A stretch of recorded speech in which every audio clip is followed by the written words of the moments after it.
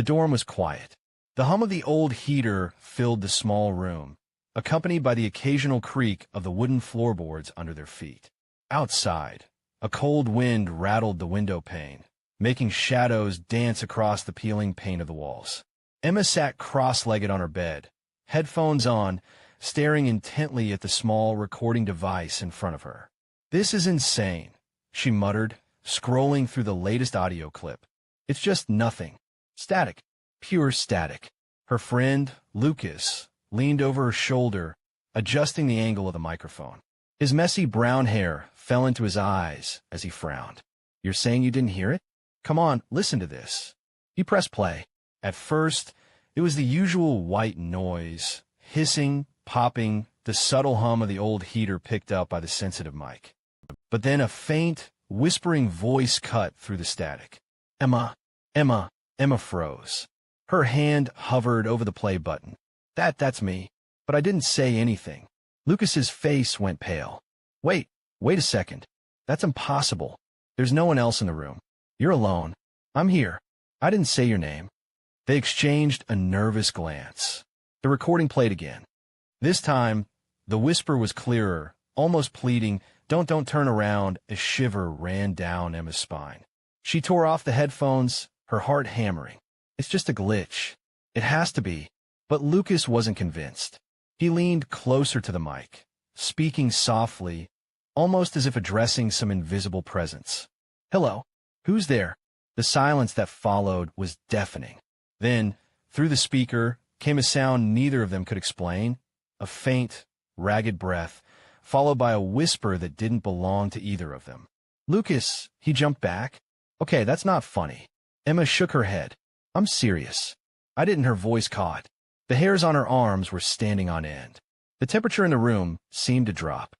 Even the heater's hum sounded distant, muffled, as if the room itself was holding its breath.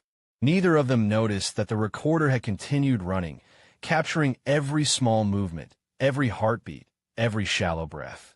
And then, faintly, over the static, a voice spoke again, this time faster, more urgent. "You shouldn't be here, leave." Emma's knees trembled. She grabbed the device and hit stop. "Lucas, we should delete this." He shook his head. "No, we need to know what it is. Maybe it's a frequency interference or something." They both knew it wasn't interference. Not that voice. Not the words. It was deliberate.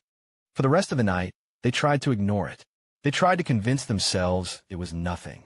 But every time the heater clicked, or the wind rattled the windows, or a floorboard groaned, they flinched. The voice had planted itself in their minds. Later, when the dorm was empty, Lucas pulled out his laptop and loaded the audio into editing software. He slowed it down, filtered the background noise, and isolated the voice. Emma peered over his shoulder, tense. The waveform on the screen pulsed unnaturally, almost like it had a heartbeat of its own. And then she saw it. In the quiet parts of the recording, beneath the static, there were more voices. Hundreds of them. Faint, overlapping, whispering impossible words. And all of them calling their names. Emma's breath caught. This is impossible." Lucas leaned back, rubbing his eyes. It's like the building itself is talking to us. Or something in it." She swallowed hard. "We shouldn't be listening to this. We should stop." But curiosity, that dangerous, unrelenting curiosity, had already taken root. They would listen again. They had to. And as they listened, the shadows in the room seemed to lengthen, pressing closer, leaning in. The heater's hum became a low, growling sound. And somewhere, in the thin line between reality and what shouldn't exist, a voice whispered again. "Now you've heard it." Emma jumped. Lucas grabbed her arm. The room was empty, yet the weight of those words settled in their minds, chilling them more than any wind, any shadow, any noise ever could. Neither of them realized it yet, but the ordinary night, the ordinary dorm, had ended. They had crossed a line. They had heard something no one was supposed to hear. And the voice, it wasn't done with them. The dorm was quiet. The hum of the old heater filled the small room, accompanied by the occasional creak of the wooden floorboards under their feet. Outside, a cold wind rattled the window pane, making shadows dance across the peeling paint of the walls. Emma sat cross-legged on her bed, headphones on, staring intently at the small recording device in front of her. "This is insane," she muttered, scrolling through the latest audio clip. "It's just nothing. Static. Pure static." Her friend, Lucas, leaned over her shoulder, adjusting the angle of the microphone. His messy brown hair fell into his eyes as he frowned. "You're saying you didn't hear it? Come on, listen to this." He pressed play. At first, it was the usual white noise, hissing, popping, the subtle hum of the old heater picked up by the sensitive mic. But then a faint, whispering voice cut through the static. "Emma, Emma." Emma froze. Her hand hovered over the play button. That's me. But I didn't say anything." Lucas's face went pale. Wait a second. That's impossible. There's no one else in the room. You're alone. I'm here. I didn't say your name." They exchanged a nervous glance. The recording played again. This time, the whisper was clearer, almost pleading, Don't turn around." A shiver ran down Emma's spine. She tore off the headphones, her heart hammering. "It's just a glitch. It has to be." But Lucas wasn't convinced. He leaned closer to the mic, speaking softly, almost as if addressing some invisible presence. "Hello? Who's there?" The silence that followed was deafening. Then, through the speaker, came a sound neither of them could explain, a faint, ragged breath, followed by a whisper that didn't belong to either of them. "Lucas," he jumped back. "Okay, that's not funny." Emma shook her head. "I'm serious." I didn't. Her voice caught. The hairs on her arms were standing on end. The temperature in the room seemed to drop. Even the heater's hum sounded distant, muffled, as if the room itself was holding its breath. Neither of them noticed that the recorder had continued running, capturing every small movement, every heartbeat, every shallow breath. And then, faintly, over the static, a voice spoke again, this time faster, more urgent. "You shouldn't be here, leave." Emma's knees trembled. She grabbed the device and hit stop. "Lucas, we should delete this." He shook his head. "No, we need to know what it is. Maybe it's a frequency interference or something." They both knew it wasn't interference. Not that voice. Not the words. It was deliberate. For the rest of the night, they tried to ignore it. They tried to convince themselves it was nothing. But every time the heater clicked, or the wind rattled the windows, or a floorboard groaned, they flinched. The voice had planted itself in their minds. Later, when the dorm was empty, Lucas pulled out his laptop and loaded the audio into editing software. He slowed it down, filtered the background noise, and isolated the voice. Emma peered over his shoulder, tense. The waveform on the screen pulsed unnaturally, almost like it had a heartbeat of its own. And then she saw it. In the quiet parts of the recording, beneath the static, there were more voices. Hundreds of them. Faint, overlapping, whispering impossible words. And all of them calling their names. Emma's breath caught. This is impossible." Lucas leaned back, rubbing his eyes. It's like the building itself is talking to us. Or something in it." She swallowed hard. "We shouldn't be listening to this. We should stop." But curiosity, that dangerous, unrelenting curiosity, had already taken root. They would listen again. They had to. And as they listened, the shadows in the room seemed to lengthen, pressing closer, leaning in. The heater's hum became a low, growling sound. And somewhere, in the thin line between reality and what shouldn't exist, a voice whispered again. "Now you've heard it." Emma jumped. Lucas grabbed her arm. The room was empty, yet the weight of those words settled in their minds, chilling them more than any wind, any shadow, any noise ever could. Neither of them realized it yet, but the ordinary night, the ordinary dorm, had ended. They had crossed a line. They had heard something no one was supposed to hear. And the voice, it wasn't done with them. The next morning, the dorm felt wrong. The sunlight streamed through the cracked blinds, but it did little to warm the cold pit in Emma's stomach. Lucas was already at his laptop, headphones on, replaying the night's recordings. "Don't tell me you're doing this again," Emma said, voice tight. "I have to," Lucas replied without looking up. "We need to know what it is. There's a pattern here. I I don't know what it is yet, but I'll find it. She sighed and sat on her bed, hugging her knees. Every time she closed her eyes, she could still hear the whispers from the recorder. Faint, impossible calling her name. Lucas hit play. At first, it was the static they had heard before. Then it started, Emma. Lucas, come closer. Emma felt her chest tighten. Her pulse raced. Stop. Please stop. That's not possible. I swear it wasn't me, Lucas said, his voice shaking. It's the recording.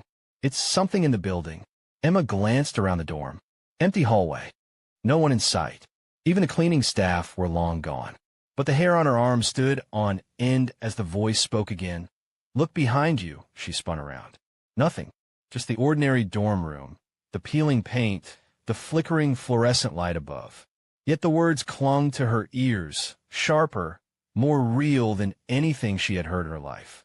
Lucas, it said, look behind me, she whispered. He froze.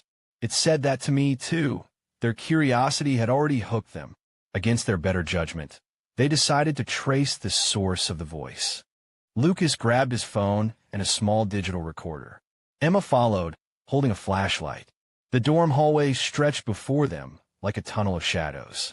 The moment they stepped outside their room, the temperature dropped noticeably. Their breaths became visible in the cold air. The dorm was silent except for the faint buzz of the lights and the occasional creak of the floorboards under their feet. Lucas paused. Wait. Listen. Through the recorder, barely audible over the hallway's ambient hum, the voice came again. Don't go, don't. Emma shivered. It's just coming from the walls? I don't know, Lucas admitted. But it's definitely here. Somewhere. They walked cautiously down the hall, stopping at random points, holding the recorder up, try to catch it on the microphone. Every time they thought they were imagining it, the voice returned, clearer, almost urgent. Emma. Lucas, stop, or you'll see. Emma swallowed hard. See what?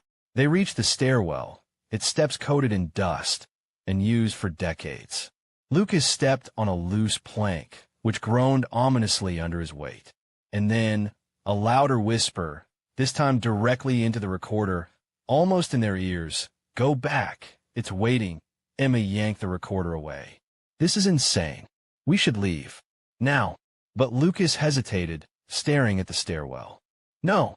I need to know. Something happened here. Something that wasn't supposed to be heard. We have to find out what. The dorm had a long history, hidden in plain sight.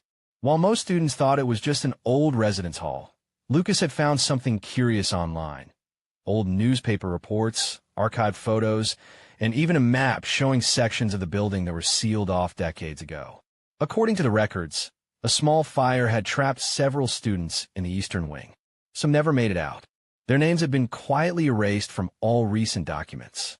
Emma felt her stomach churn. You think it's them? I don't know. But the voice, what if it's connected to the past?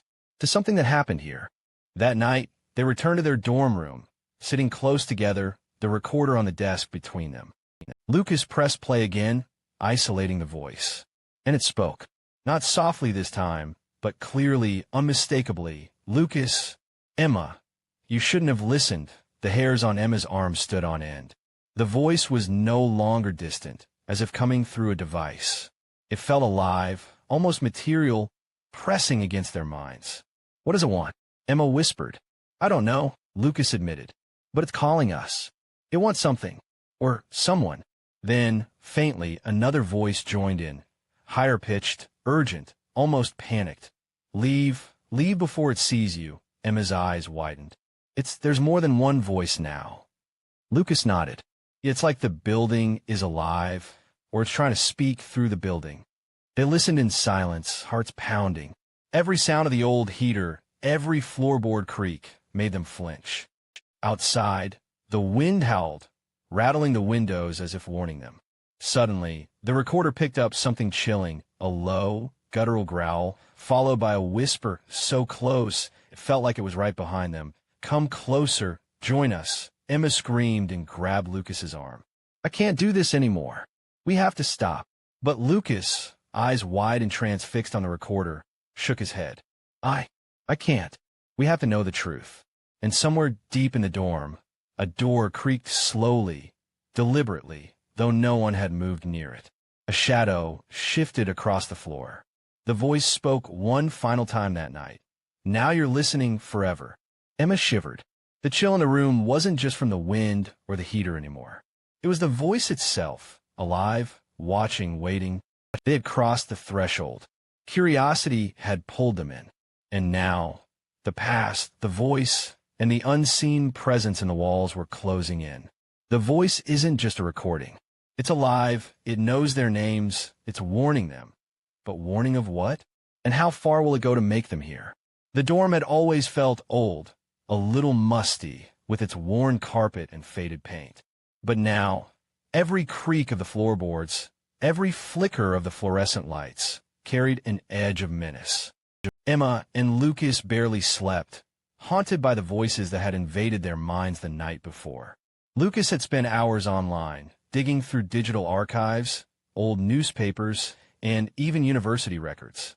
His eyes were bloodshot from staring at the screen, and Emma had to pry the laptop away from him at one point just to get some air. "What are you looking for?" she asked. Anxiety etched across her face. "Anything that explains the voices," Lucas replied. "Anything about the building, its history, someone who might have left behind a recording, or something."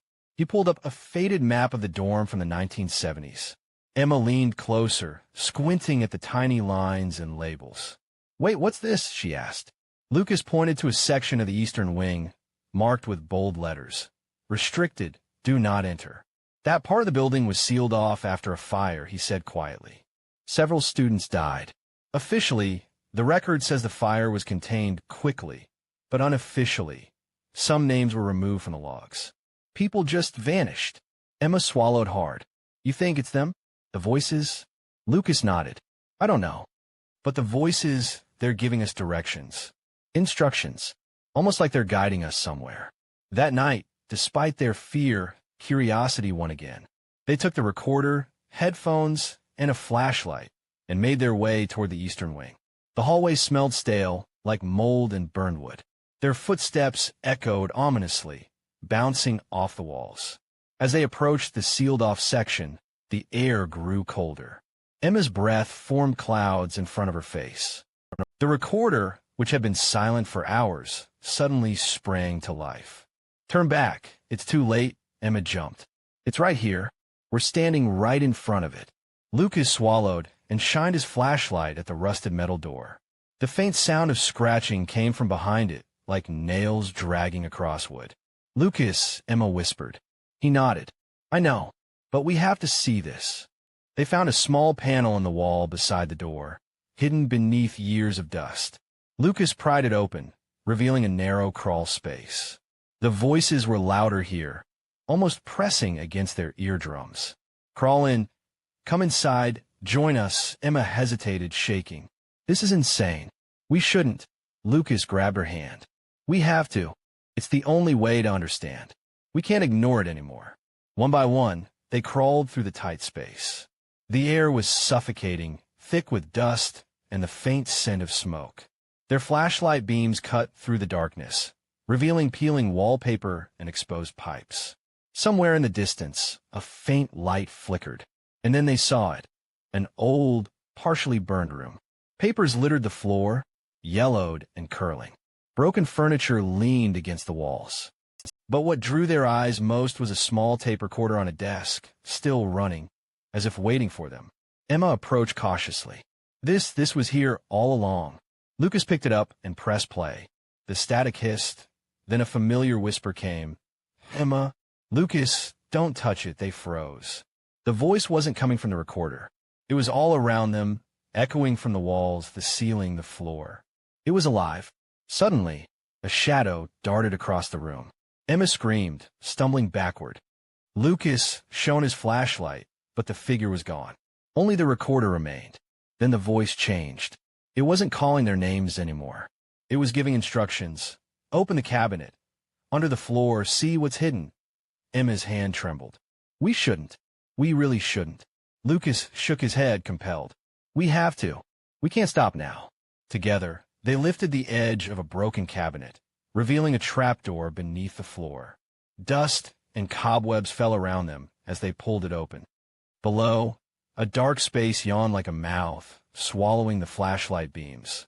The recorder hissed and crackled, the voices overlapping into a chorus of urgent whispers. Come, come, come closer. Emma's heart pounded. Lucas, I can't. I just can't. But Lucas was already climbing down. We'll see.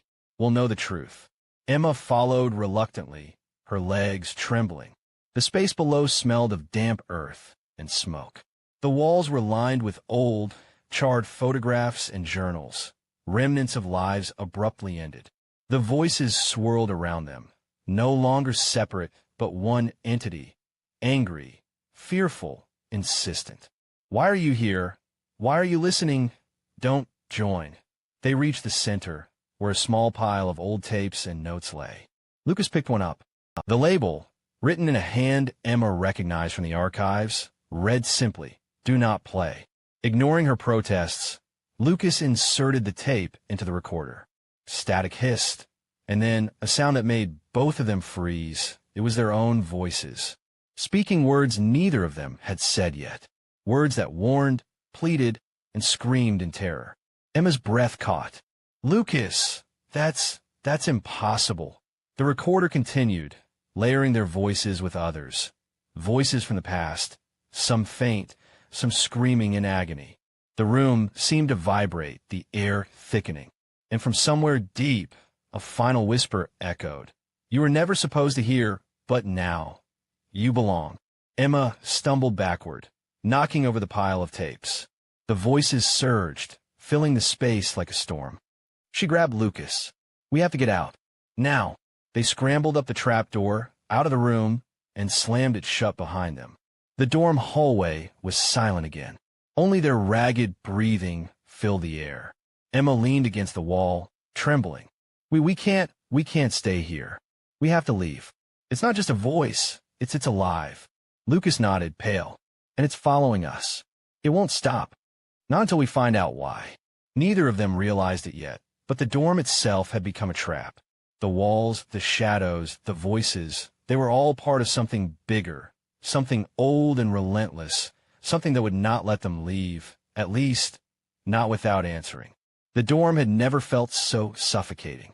Every creak of the floorboards, every flicker of the lights, felt deliberate, like the building itself was watching them.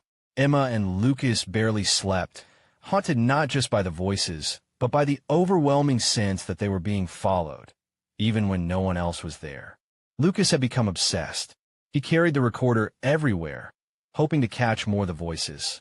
Emma, meanwhile, grew increasingly anxious, warning him to stop. You can't keep doing this, she said one night, her voice shaking. It's not just a voice anymore. It's alive. It's the truth. Lucas interrupted, his eyes wide. If we stop now, we'll never know what's behind it. We can't ignore it. We have to face it. Emma shook her head, panic rising. Face it? Lucas, we barely survived the last time. But he didn't answer. Instead, he pressed play on the recorder. Static filled the room. And then, the voice returned. Louder this time. Clearer. Multiple layers overlapping, like a chorus of whispers, each word dripping with urgency. Come. Follow. Enter. Emma clutched her arms, trembling. It's calling us back. We shouldn't. But Lucas was already packing a small bag. Flashlight, recorder, extra batteries. We're going back to the eastern wing. There's something we missed. I can feel it. We have to see it. Emma hesitated, then followed. Fear gnawed at her, but curiosity, that dangerous curiosity, had already taken root. The hallway to the eastern wing was darker than before. The dorm shadows seemed to stretch unnaturally, curling around the corners like fingers. Every sound, the faint hum of the heater, the scraping of the wind outside, echoed as if amplified by some unseen presence. When they reached the sealed door, Emma's flashlight flickered. Lucas placed the recorder near the crack and pressed play. Open, the door to Emma froze. Her hand shook as she touched the rusted metal. It was cold, almost icy, and the scratches on its surface seemed deeper than before, like fingernails had clawed at it. Lucas turned to her. We can't stop now. It's waiting. We have to know. The lock gave way with a shriek, metal tearing. They stepped into the eastern wing, where dust and decay had claimed the once lively hall. Broken furniture lay scattered, and the faint scent of smoke and mildew filled the air. The recorder picked up faint whispers from the walls. "You shouldn't be here. You shouldn't have listened. Join us." Emma clutched Lucas's arm. It's everywhere. It's following us." Suddenly, a shadow moved across the floor. Fast, fluid, almost human, yet not. It darted behind a doorway. The voices surged into a deafening chorus, overlapping into a terrifying, incomprehensible sound. Come, come, join, never leave." Lucas shone his flashlight into the room. Nothing. Yet the air felt heavier, charged, like the building itself was alive and breathing around them. Then they heard it. Footsteps. Heavy, slow, deliberate. But the hall was empty. Emma screamed, dragging Lucas backward. The recorder had picked up a whisper right behind her ear. "You belong to us." Panic surged through her. "Lucas, we have to leave.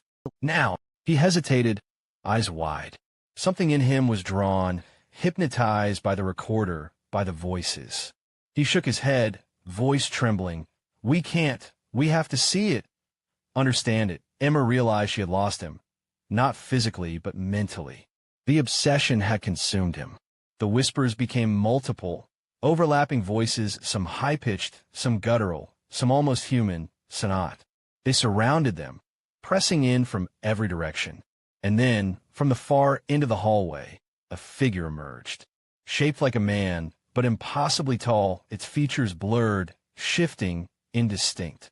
The light from their flashlights caught glimpses of hollow eyes and a mouth that opened impossibly wide. Emma froze. Lucas reached for the recorder, playing it again. The voice, the entity, responded instantly. Closer, closer now. The figure lurched toward them. Emma screamed and grabbed Lucas, trying to pull him back. But he stepped forward, almost entranced. "Lucas, stop. Don't." The figure reached out, elongated fingers brushing the air inches from their faces. The recorder picked up a scream. Not theirs, but the entity's. The walls themselves seemed to vibrate, shaking the floor beneath them. Then, in the chaos, a new voice emerged. Familiar. Terrifying. Calm. One word, echoing, chilling. "Emma." She stumbled backward, crashing into the wall. The figure froze. The room fell silent, the voices dissipating into a low, threatening hum. Lucas collapsed to the floor, trembling. Emma dragged him toward the stairs, her flashlight quivering. We have to get out." The moment they reached the hallway outside, the air cleared slightly. The dorm was silent again. The entity, whatever it was, had vanished. But the recorder still played, faint static, and buried in it, a whisper, "We are waiting always." Emma leaned against the wall, gasping. We can't, it's not over. It never ends."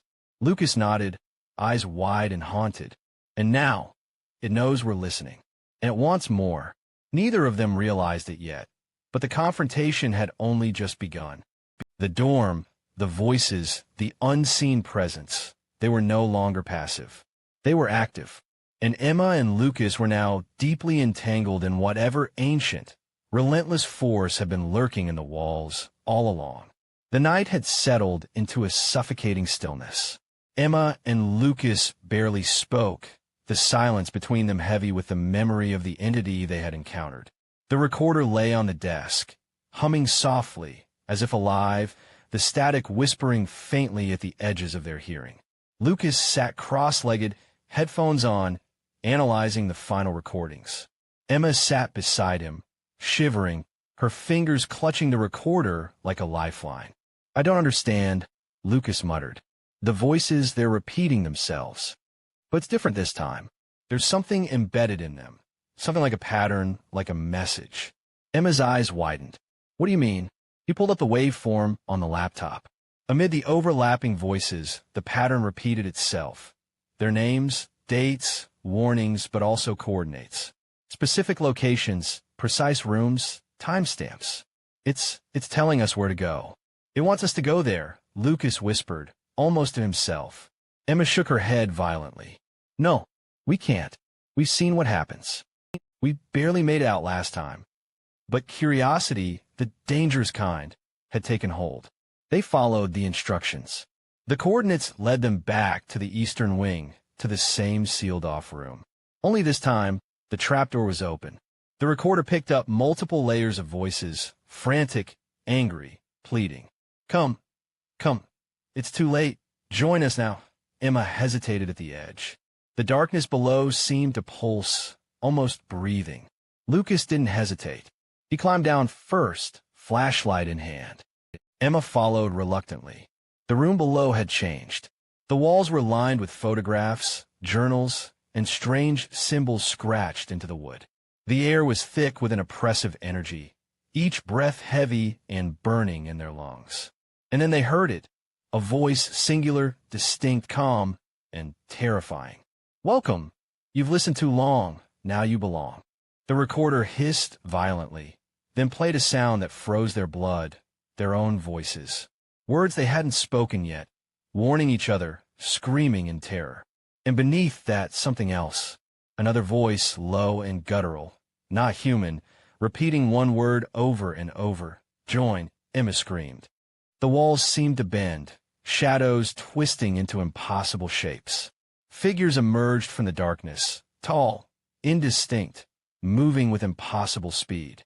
They reached toward them, fingers stretching, mouths opening wide, but no sound came except through the recorder. Now. Lucas grabbed Emma, but the force pulling them forward was stronger than they could resist. They stumbled, the flashlight rolling across the floor, illuminating only fragments of the horror surrounding them. The recorder fell to the ground, still running.